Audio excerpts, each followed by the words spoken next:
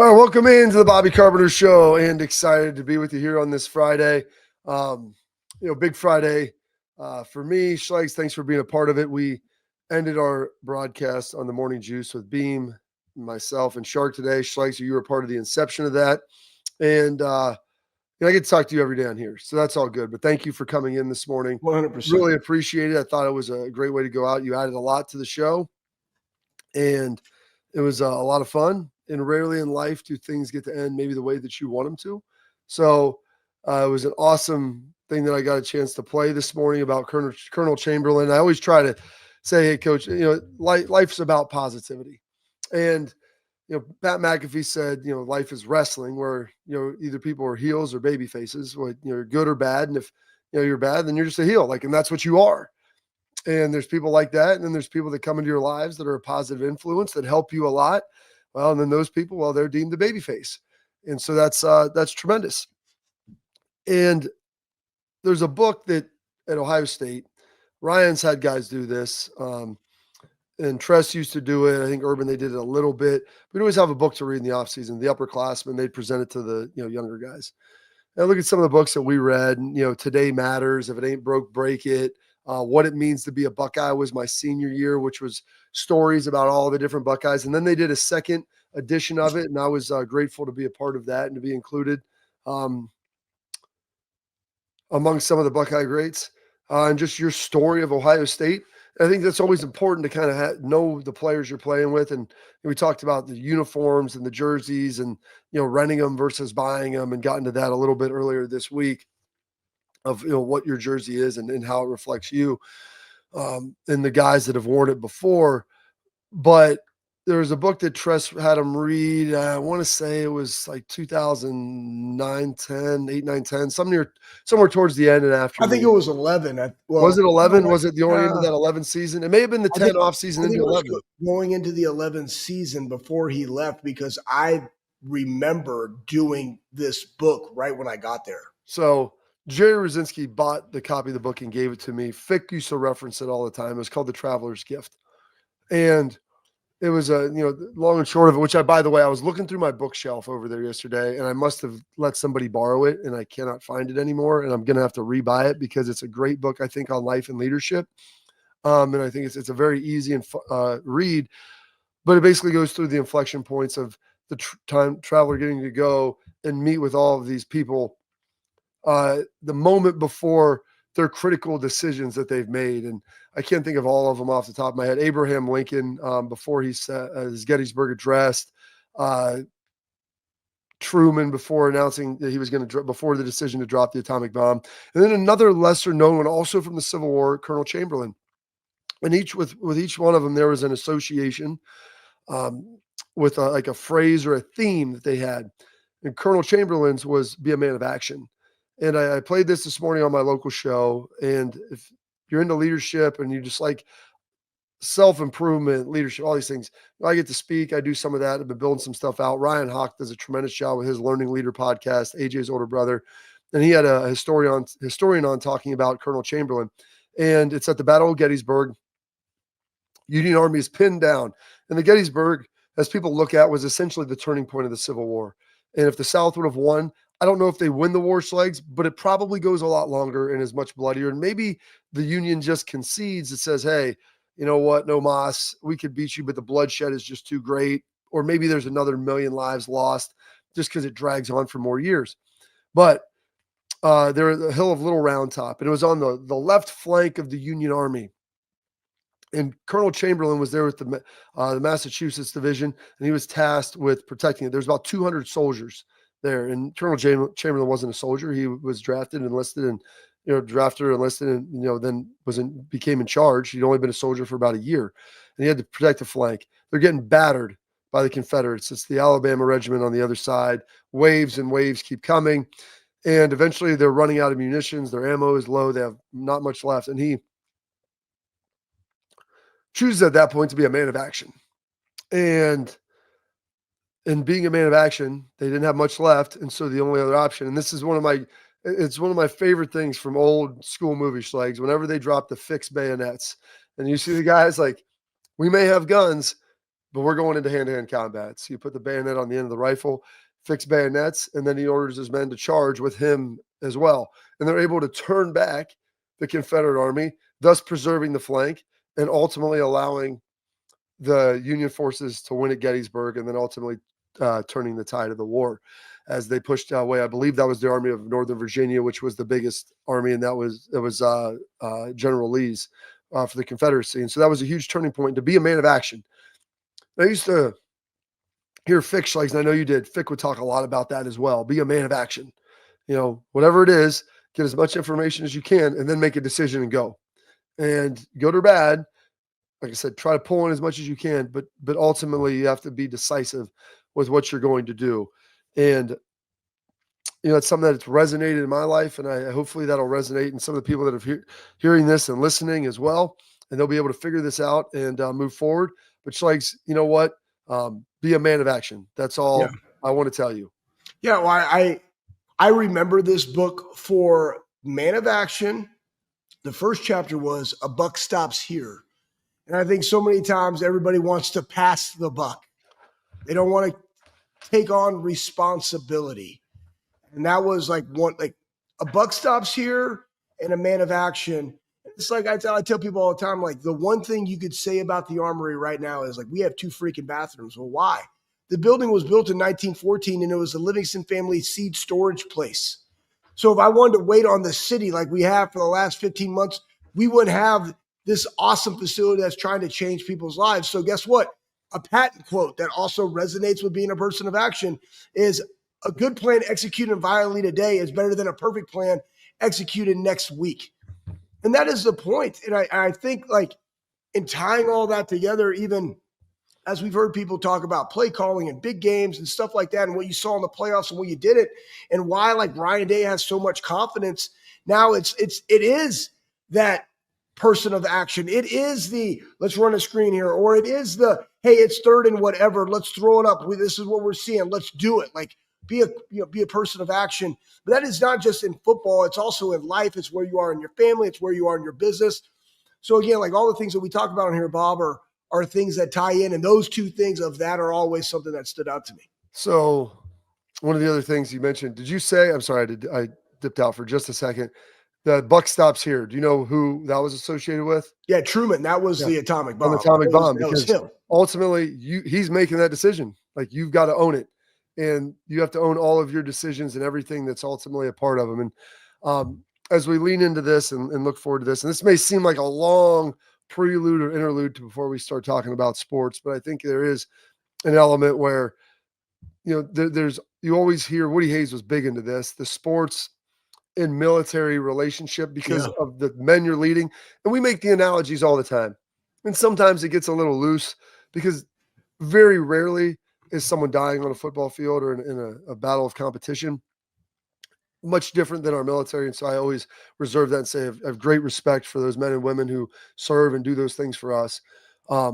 But leading a group of people and leading different types of people and different, essentially regiments or position groups or whatever it may be, like those things are transferable properties and resources for that. And so understanding it is big. And I think, as we look right now at this, number one message, read books, educate. I always get a reading list from Tress every year, and I need to make sure I go grab that from him. He's busy because he's governing. He's governing right now. Schleg's literally lieutenant governor. Lieutenant Governor Jim Tressel, but I always get a list of books from him this year. And I was thinking about that last year of a foundation to build or last night to build a leadership class on it. It's like, dude, this is great. This is a book that Tress gave us. And I think it speaks a lot of the leadership qualities and characteristics, the fundamentals of winners, if you will, to be a part of it. And that's one of the things I think right now, as we begin to look at this, some of those be a man of action, the buck stops here. Like, there's I will have a decided heart is one of the other things that I would choose. Conviction. That's in Frank. I have a decided heart, I believe. No, that was Christopher Columbus. Christopher Columbus. I have a decided heart. Yes, of going to pursue the new world. I would choose to be happy. That was Anne Frank. That was hers. Gosh, it's all kind of rushing back now, Schlegs. There's 7 chapters with it all. And or 8, maybe. I'm not sure. No, 7.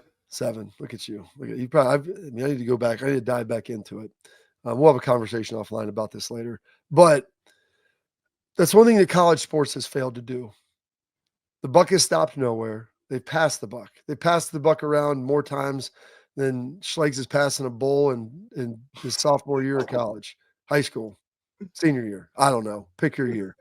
That thing's being passed around. No one has been a man of action. There has been nothing that has been decisive in this. This is what we need to do. This is how we're going to do it. They have instead let the legal system dictate that to them. And so now we're in the process of starting to talk about playoff expansion. Well, I'm all for playoff expansion, but here's the thing. We're talking about that, because that's great. You know what? Playoff expansion, that's the juicy part. That I would say this.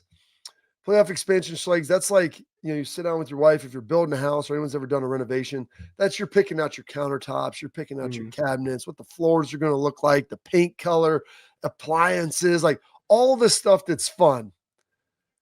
The reality is that's the stuff that can only be done after you get the plumbing in, the electric, get your HVAC, get your walls up, get your foundations if you're building a house, all those other things, the stuff that's the actual work. And so the 16-team playoff is that shiny object that's out there. It's, hey, the playoff, it's fun. Everybody loves it. We love watching it. It was great this year. More. But in reality, the things that need to get fixed are the foundation of college football. Yep. That's not as fun to talk about, Schleiss, because no one wants to talk about, well, how do we make sure the players are still getting compensated, they still have access to NIL, but making sure that it's not a true pay for play and there is some level playing field where, you're going to have the reason why people love the NFL is parity. And now you're never going to have true parity in college football, but when you start the season, how tight is the funnel of teams you feel like can win? And can people join that party with good coaching, player acquisition, development? And when you acquire good players, can you keep good players if you develop them? Or can they just leave every year? And so the transfer portal is another piece of that.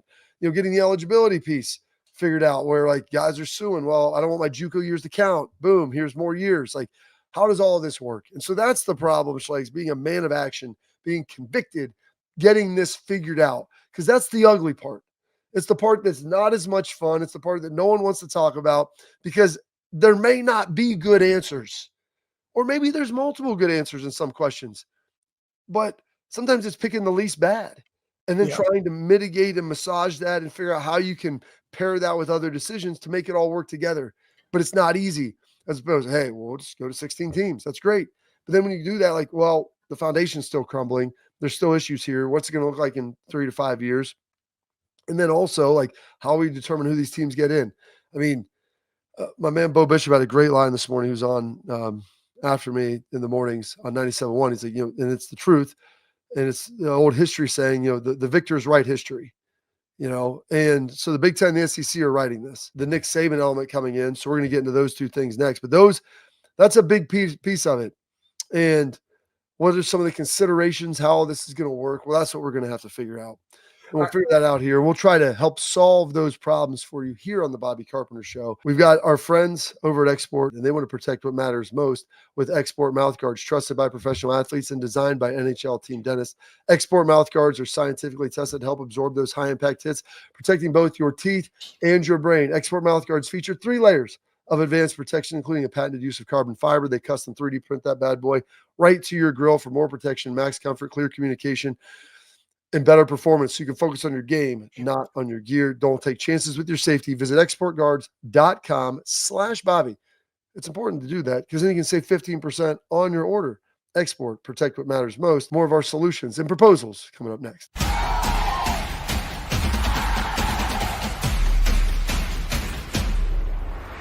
So we've got this writing down stuff. I love it. Writing down stuff. All right. So you want to throw the Nick Sabin stuff up there first of what that looks like. And some people are happy. There's some people that are sad. Does it make sense to have Nick Saban, be the czar, if you will, of college football? I know this is a Friday show, and usually that's not the one. That's not the one. Respect of all. I wrote that thing about Sabin on there, guys. Sorry about that show sheet. That was me just writing in. So that's not the Instagram one. I got to find it. Well, We can find this, but they want No, Sabin. because we talked about it the other day though, Bob. Yeah, we can get into it again. So let's get to this. Have you seen any of these proposals or what like people are looking at 14 team versus 16 team and how that'll work? Well, here's what I do know, and it goes back, and I love the fact that you brought up the traveler's gift. I've been reading a book called The One Thing. The One Thing is about really is like you can't multitask. And I've said that, Bob, you have said this, and I've always attributed this to you, is people so many times confuse activity with achievement, and then I take that to where, commitment versus involvement. And if you're involved in 10 things, you become a shadow of your elite self. And really, the one thing, this book, and I'm only a quarter way through it, it is, what is the one thing that you're good at? And like, just be really good at that one thing, more productive. And even in business at the Armory, it's like, what is the one thing we got to do right now? And allowing the people on your team, hey, listen, I don't need you to do 5 things this week. I need you to do one thing. And that's where my question to you, Bob, goes to, all right, you want to go to this bright, shiny thing that you alluded to, 16 team playoff. But in order to get there, what are all the really hard things that you got to do? We got to put them on a list, right? So you have, fix the portal. That is something that has to happen, okay? We talk about athletic departments. We talk about guys leaving their contracts or whatever it is. We saw this with Nico's brother. Kid had only been there for a handful of months. Now he's leaving. He's already gotten part of his contract. He's added no value whatsoever to the team in any type of capacity. And now he's going to leave and make more money. Like, that is wrong, right? So is there a buyout? Like, is the contract voided? Is it not upfront? Is it paid every month? Like, whatever. Okay, so you got to fix the portal. You got to fix the revenue share of how it's actually going to look. Then if you go to 16 games, and again, everybody's chasing the dollar, but you can't ask the two teams that are then going to be in the playoff to then play in a conference championship.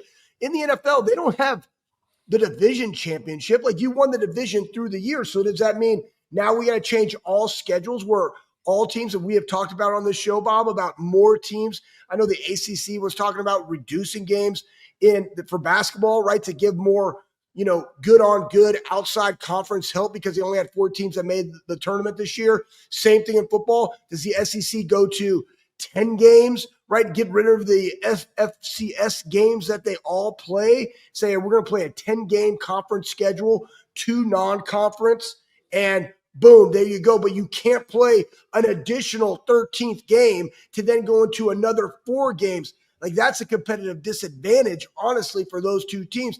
How does that look?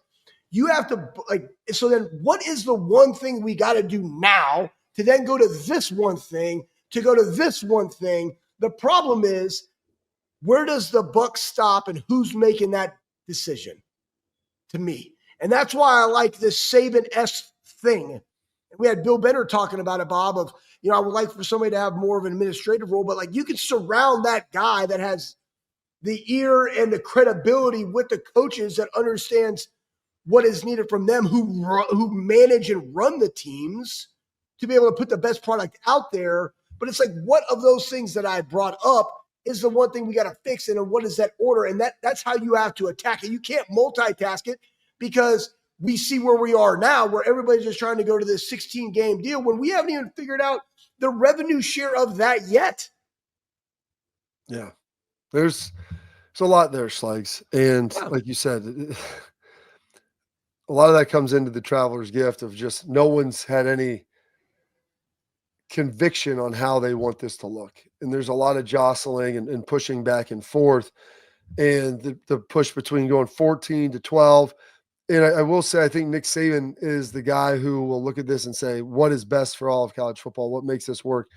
But the thing they need to get working first before we get to the playoff is that portal, the situation, contracts.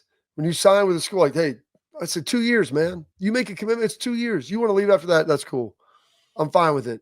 But like my dad said, like, I wanted to leave. He says, you're going to want to leave every day. My job is to make sure you don't want to leave.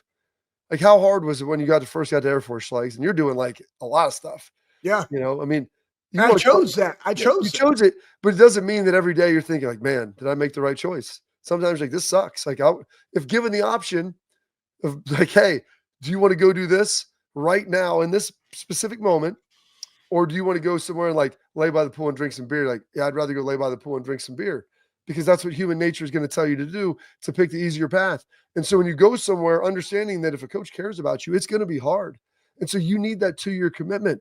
And if you want to get in the portal, like, boom, you can get in the first portal, but like, you can't get in the second portal. Like, that's not how it's going to work. No. And by the way, if you take money, like, you've got to pay that back now. And so here's what we're going to teach: consequences for your actions. You can get paid. There's opportunities here, but in getting paid more, and hey, you know what? If you want to go someplace like and you don't want to take any NIL, that's fine. Then you know what? Then maybe you could transfer every year. But if you want dollars, you need to be somewhere and have a commitment tied to that for a couple of years. And none of this first window, second window, all that other nonsense. I think it's also where when you start to do this about like the players' rights, and I totally agree with that. In the makeup is there needs to be a college football players association. Yeah, or just even some sort of organ. I don't even know if it needs to be a union. No, 100%. But there has to be an organization that has the best interest of them. So when these parties, it's not just, oh, college football is deciding this for the players. It'd be like, hey, listen, here's what it is going to be. We're going to agree to that. That hey, incoming freshmen, it is a 2-year contract. Schools can't cut you. They are all in. It is guaranteed you are there for those 2 years. And then your NI deal is structured accordingly. And it is a 2-year contract. Then whatever that transfer portal looks like, and here is when you can transfer. And if you take money before that, and this is how you pay it back, or you go to another team and that team then buys out what that team had already paid you. That way they're not losing any money. Because when you up and leave, like in the spring portal, like those teams are counting on you not going into the portal looking at that position because they know that you're there. And so if you're actively looking for more dollars or more suitors, then it's like, okay, fine. Like, all right, we're going to get that money back and we can take that money and then go allocate those resources in another area, whether it's paying guys that we want to stay or going to get somebody to fill the void that you left. So that's what I'm like. It is honestly so simple to me, just being rational of how the order of operation goes in this to get to where we ultimately go. But nobody has to decide how hard is convicted, and nobody wants to be able to say the buck stops here. Yeah. And so they've got to hold it. They've got to own it. They've got to make those decisions ultimately as they move forward. And so hopefully they'll be able to get some of those things figured out on the NIL front, on the dollar, like with the dollars and the contracts. And here's the thing: you sign a 2-year deal and a team, you're playing really well as a sophomore, you play a lot as a freshman. Okay. It's like, I have no problem. The team can come to you and say, hey, we'd like to redo that. We're going to extend you. Just like in the NFL, you have another year left on your contract. You played a lot as a freshman, Schlegs. So you know what? We're going to give you more money. And can we put another 2 years on this? Or maybe just give you more money next year. And so as a good faith measure, then when you come up and you're at the end of your sophomore year, hey, they did right by me. Yes. They didn't have to pay me. They did, because we want to pay you commensurate value. You're a starter now. You've done everything that we wanted you to do. And so as a player, not everybody looks like this, but yeah, it's a way to have that good relationship and have a little good fortune beforehand, good faith. And then maybe you'll take a little bit less so you could get more somewhere else, but you're going to be loyal. And that's not everybody has to do that. That's the way I kind of look at life. And when people take care of the people that take care of you. Yep. And so if you do that, then poof, that'll work out and it'll force people to develop strong bonds and relationships and everything else. All right. I know we've got a lot of stuff to get to today, but there's a lot of things going on with this 16-team playoff. We got some Kurt Signetti news that we'll throw in there. Let's talk about that. Big progress reports. Yes. We start talking as well with what is going on. And my goodness, we just got a banger of a news dump that just got thrown in the chat by our producer, Mr. Patrick. We'll get to that coming up next.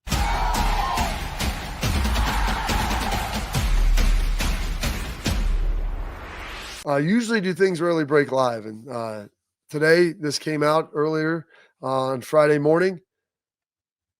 Jordon Hudson, the 24-year-old girlfriend of Bill Belichick, has reportedly been banned from the UNC facility.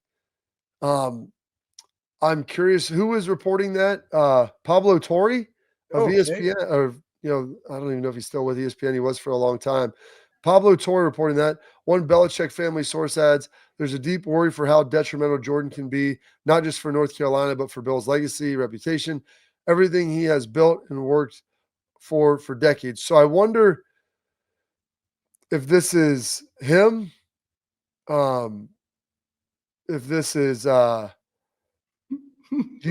if this was maybe his son, Steve, like he said, family member, someone's talking who's related to him about this. And maybe this is just them trying to save his face and kind of she's going to fall on the sword for this.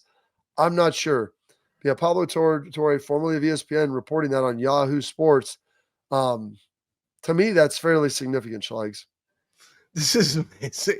I just like reading the chats. Oh, listen, the comments are always better than the story. That's an Anthony Rothman line, and I want to make sure I give him credit, just like you attributed activity and achievement. Comments, always better. Oh, my gosh. So it's like, here's what probably somebody is saying, and maybe Bill was feeling this, and, search your feelings. She's a good-looking young lady dating a significantly older guy. The story is always about her and not about how good of a football coach and legend that Bill Belichick is. And that becomes a distraction. And it's probably coming up to where guys are talking about it or whatever the case may be, that's being detrimental to what Bill and his son. Like, that's the other thing too. Like, in all these things, it's not just Bill Belichick. Like, this is me as a coach. It's not just Bill Belichick. It's not just his son being a D coordinator. It is also the strength and conditioning coaches. It's the other assistant coaches, the defensive coordinator, offensive coordinator, special teams coordinator, et cetera, et cetera. Like, their jobs are on the line. And this is becoming a distraction that can lead to other things. And so maybe whether it's Bill or what type of other things, Schlegs? Exciting things, you think? Well, I mean, one of my friends' dads, for him. Go ahead. He used to say a kiss is an upper persuasion for a lower invasion. Like, is things like that? Is that what we're talking about? Could potentially, but it's all you hear. And you're not, there is one great thing we never mentioned on this show that I liked that we should be talking about. And that was like Bill took the names off the jerseys. It was very Patriot-esque at practice and things like that, right? Like, I don't know why guys would have. That's crazy. We never got to that. But like he's implementing the Patriot way in UNC. And those are the things that you want to talk about. Instead, we're talking about a 24-year-old woman and her real estate portfolio jumping up to $9 million. And we're talking about all these other things that don't apply to North Carolina football. And the things we should be talking about are how he's recruiting. What are they doing? How is he bringing, his way, the Patriot way, the Belichick way, all the different things that we talked on this show about all the other things that she was trademarking. Yeah. As opposed to the execution of the trademarks, which is the thing that can actually turn a program around. And people probably down there are like, man, this is BS. Like, look at all the things and concessions we're making for him to run this show. But look at the sideshow that it has become. It's a lot there, Schlegs. I had a thought, and it just had escaped me about trying to had one of those main lunches that I had on the I should have had a drink this morning before the show. Unfortunately, I didn't. With that, like you said, she's trademarking. There's some business stuff. There's the jerseys. You know why Belichick took the names off the jerseys? And a lot of times in New England, when I was there in the offseason, we wouldn't wear jerseys. The defense would wear gray shirts and the offense would wear blue shirts. And he had a very specific reason for this. Do you know why that is? Probably he just wanted to see who the players were and not show the production with a name. Well, number one, it does stop the maybe bias, if you will, of coaches looking at that. But you can kind of usually tell who people are. But he said it forces you to know who everyone is on the field, and you have to be able to call them by name. And so I like that. He's like, you don't call a guy by a number or just yell. He's like, hey, Anthony, do this. Schlegs, do that. Bobby, do this. Like Devin McCourty, like he'd be talking like Nate Ebner, like you would have to use their name. And I tell my kids, if you want to talk to me, say dad. That will acknowledge that you are talking to me. And so then I will engage with you on a conversation. And so oftentimes in the football field, that doesn't happen. You may, like, I made the call, I said it. Well, who did you say it to? Well, I said it. They didn't hear me. Well, they're doing their job. They may be talking to someone else. They may be locked in and trying to figure out what their responsibility is going to be and what the offense is, or defense is trying to do. So say their name. And it was one of the most genius things I had ever heard. Yeah, like, communicate. Great communication. And honestly, like, one of the most important things in all of sport, like, talent is key, but especially you start getting to upper levels where talent is much more equal, skill level is much more equal. You put all this time and sacrifice in and to dedicate to be good. That comes down to communication on the field or the court or whatever it is, oftentimes. So we're going to put a little pin in that. I want to get to this 16 team, and I want to get some real positive news for Ohio State in our headlines. First, I want to tell you about a brand new Ohio State apparel brand. They've been out for a little bit now. Premium product, unbelievable stuff. Our friends over at Backer, BCKR, that's backer.com. They're founded to make better quality fan gear. If you ever looked around, like, man, going golfing today over at Joe Burrow's golf outing, it's like, man, I wish I had like a Buckeye shirt, like this sweet golf shirt, like a sweet pullover for like skiing or fishing or hunting or whatever it is, that nice high quality stuff. Well, Backer has done that, and they've taken it to the sports apparel. They branded it up Buckeye for you, whether it's hats, coats, they've got it for you. The elite outdoor gear with loads of features that's high quality, a little bit of a premium price, but it's a premium product, and everything you buy on backer.com kicks back, goes to Ohio State student athletes. So there you go. When you're buying stuff, you're supporting the student athletes as well. Use promo code Bobby, all caps, for that expedited free shipping, so you can get you here quickly. Mother's Day is right around the corner this Sunday, but then you also have Mother's Day, but then Father's Day is coming up, times this summer, all kinds of things, graduation presents. It's great for it. So go check it out. Backer, BCKR.com. Coming up next, we got our headlines.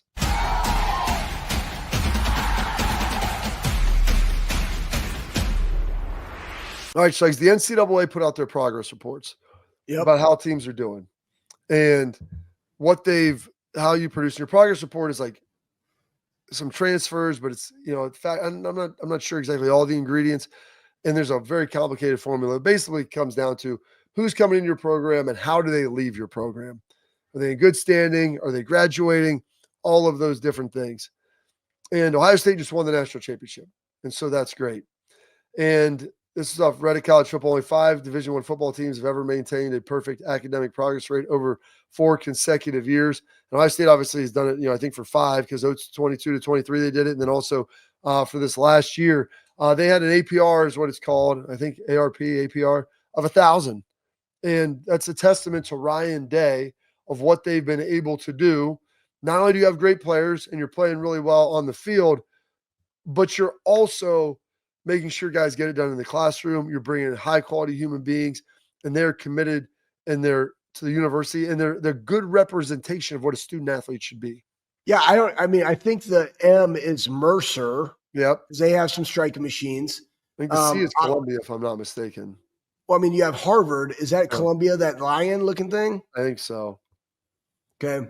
Okay. So you got a couple Ivy League schools up in there. And then you got the Buckeyes. Hey, they're obviously doing something right. And they have the Rory Lion. That's the Columbia Lions. Yeah. So, honestly, guys, like, they're winning on the field, they're winning off the field. Like, it's everything that you want in a program. As much as we want to talk about it, like, we could be that university that has all these other off the field dramas, but you go and you look, you had no scholarship players enter the transfer portal. They obviously feel that they're being developed. The value proposition, the relationships there within the building are really strong. Guys are staying. The brotherhood is real. It's exactly what you want, something that you should be proud of. And our headlines, I forgot to mention, are brought to you by our friends over at Lake Spur Marketing. Lake Spur Marketing, they're a full-service ad agency. They're built on trust, great strategy, performance. They do it all, folks. Lake Spur, their team shields you and your team from the unwanted outside noise, having to do cold calls. They let you do what you do best, run your business. With more than 100 years of marketing experience, so they know what they're talking about. Lake Spur eliminates waste and delivers on budget. They don't chase clicks. They help build those partnerships you're talking about. They're a great partner with us right here. Lake Spur, the proof is in the partners. You want to go, man? Let's go to Kirk Cignetti. We're going to save the rest of the 16-team playoff talk because there's a lot there, and I feel like that's probably a good show open on Monday. Yeah. Because it's going to have to be real robust to be able to get into it. And so let me know kind of your thoughts on, let's throw that Kurt Signetti up. And I'm going to let you lead it because you've been pretty passionate about this Kurt Signetti situation and maybe how he's kind of snitching on some teams of what they're doing and how this college football season and I this don't care. offseason looks. I don't care what Kirk Signetti is saying. I mean, like, is it the truth? I would disagree. Like, first off, how is he going to know? Like, nobody's going out there like, oh, we're paying. And even the thing about Texas, like, what does that mean? Is that $40 million roster, but it's like, okay, they're maxed out on the revenue share and the NIL is this, and they're just making a projection as to where they are. I mean, you have first off, you have Miami, you have Texas Tech, in there. You have Notre Dame. Now, and I do know this, like Notre Dame just redid their weight room. They're building a new facility. I know they've had some really big donors that have come in and say, hey, here is a fund for your NIL. But like, what does that 40 million constitute? Because everybody can revenue share, everybody does NIL. Like, what does it actually mean? Just to throw up names in there, is ridiculous. You got Oregon, they had a big one last year. Ohio State had a big one. But honestly, and I would say this too, regardless of the number that you put out, who are the ones that, the people that Ohio State brought in, you have some defensive ends and some offensive linemen, right? Yeah. You have a running back. You have a running back. Yeah.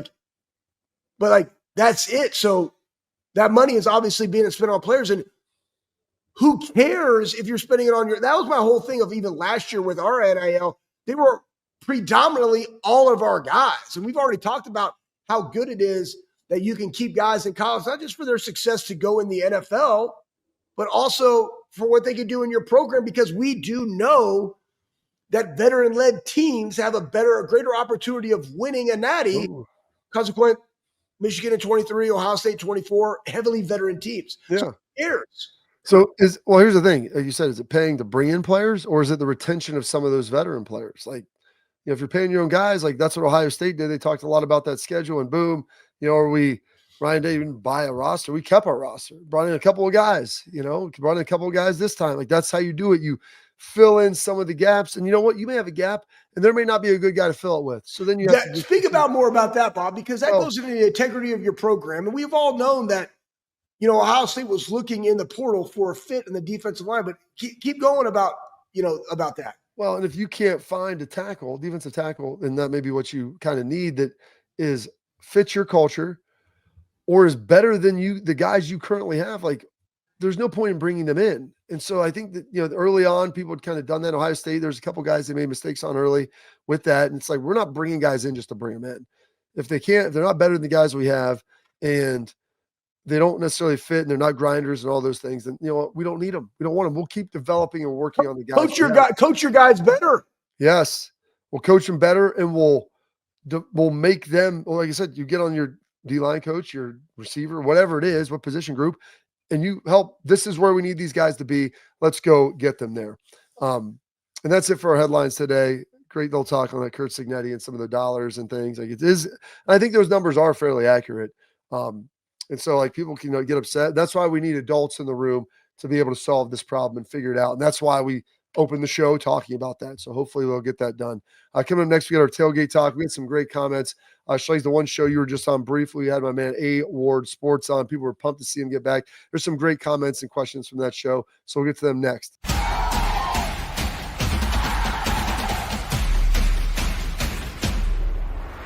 All right, welcome back in the Bobby Carver Show, our tailgate talk brought to you by our friends at Real Truck. Go to realtruck.com, bring your truck, Jeep, or Bronco to life. Got some comments and questions in here in the chat. Keith A. Stroh, Keith Whitley says, anything less than a natty being stripped is unacceptable with regard to Michigan, their punishments.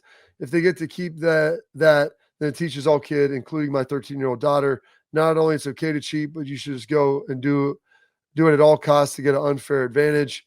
More should not be allowed to coach another game. I believe this will be the case. All wins should be vacated. No bowl for 3 years. Reduction in scholarships for 3 years. Huge monetary fine. Rome needs to burn for what they did, yada, yada, yada. Spare me the hypocrisy. If OSU were guilty of this, you'd be saying the same thing. There is some truth to that.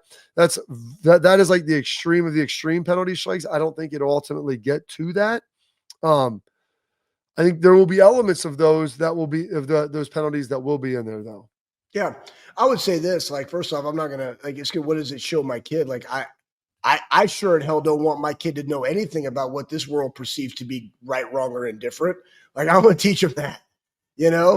So I don't care what other people deem as a fair punishment for what Michigan does. And again, some of the times when we talk on here, we're not necessarily saying what we would want it to be, but what it probably could be, because we just look at the history of certain things. And I was in total disagreement with the vacating of all of 2010 and the bowl ban. Now, that's also part of our administration. It's also part of the NCAA dragging its feet. Like, I don't also see Urban Meyer actually taking the job. If he would have known that we would have had a bowl ban for the 2012 season, I don't see that actually happening. But that being said, I agree with a lot of your sentiment on what you said. I don't, to Bob's point, I don't see that all of those things are going to happen, though they probably should. But it's going to be somewhere between that and like, you're good. So there you go. Yeah. And that's part of the problem with all this is like, does vacating wins really matter? Well, when you start talking about like total wins, and Ohio State, I think, is around 30 total wins behind Michigan all time, even though Ohio State has the all-time winning percentage. So like that would impact that number, but you watched it happen.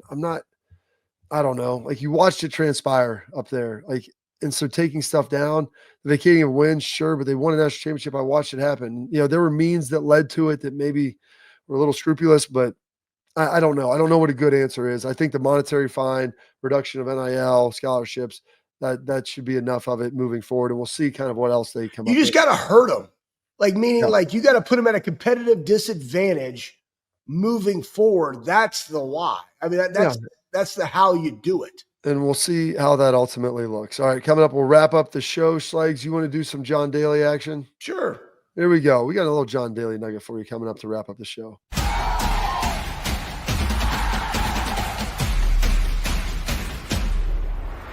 Here, Schlegs. This is your monkey, your circus. Wrapping the show with the John Daly and the Gorillas. It was funny. We were talking about on Morning Juice. I had somebody go into the group chat and like, get Schlegs to talk about gorillas again, and I really don't want to. But then I saw this and I put it in the show sheet. And this is what I call stank. Like, I mean, if you ever hunted wild boar, a male wild boar he has this unique stank about him. And that's John Daly just walking around with just unbelievable stank. And all this talk about who would win between one gorilla and 100 men. Look, give me a driver, 10 Miller Lights, 2 packs of cigs, and put me against 100 gorillas, and I'm coming out on top. Now, I don't know if you really want a driver, but though that's what he's known for, I would like to think that in that driver is a titanium shaft because I think that the gorilla could potentially snap the fiberglass one. But that seems reasonable, John, and I appreciate your take on the 1v100, 100. Absolutely. Well, that's it for this edition of the Bobby Carpenter Show. Stay locked in and tuned in here on Monday. Schlegs, we're going to have a big show for you. We'll have, coming off Mother's Day, 16-team playoff talk. Who knows? We'll have like a guest, but it's going to be a big one and a banger. So stay tuned, locked in here on the Bobby Carpenter Show.